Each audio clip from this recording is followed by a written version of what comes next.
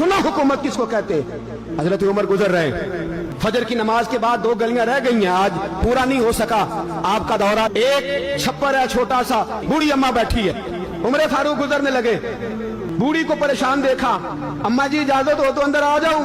बूढ़ी कहने लगी चल दौड़ जा, अपना काम कर, क्यों इजाजत दूं? तेरी मेहरबानी अम्मा, आने दो। क्या दौड़ जा?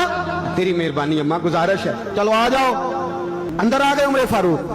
अम्मा क्या परेशानी है, क्या बात? अम्मा कहने लगी खामद इंतकाल कर गया, औलाद अल्लाह ने दी कोई नहीं, मैं गरीब हूँ, 3 दिन से रोटी नहीं खाई, 25 दिनार का कर्जा चढ़ गया है, मुझे उमर फारूक से बड़ी शिकायत है। उसने मेरा हाल ही नहीं पूछा। कहने लगे शिकवा है, उमर आया ही नहीं। तो उमर कहने लगे अम्मा उमर को क्या पता कि तू इस हाल में है? कहती है नहीं पता उमर को, तो उमर से कहो छोड़ दे हुकूमत, उसके हवाले करे जो खबर रख सकता है। हजरत सैयदना नाफे फरमाते हैं जिसके सामने किसरा और रूम के बादशाह कांपा करते थे, मैंने उस उमर को बूढ़ी अम्मा के सामने कांपते हुए देखा।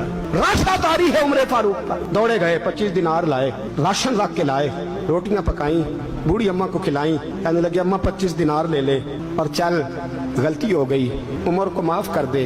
अम्मा बोली, बोल के कहने लगी मैं नहीं माफ करती, एक दफा कब्र में जा लेने दे, मेरे रसूल आएंगे तो मैं उमर की शिकायत करूं। अमीरुल मोमिनीन होके उमर फारूक अम्मा के कदमों में बैठ गए। कहने लगे अम्मा उमर कमजोर है, हुजूर का सामना नहीं कर सकता, तेरी मेहरबानी नबी पाक के सामने शिकायत ना करना। अम्मा कहने लगी चल मैं तेरी खातर माफ कर देती।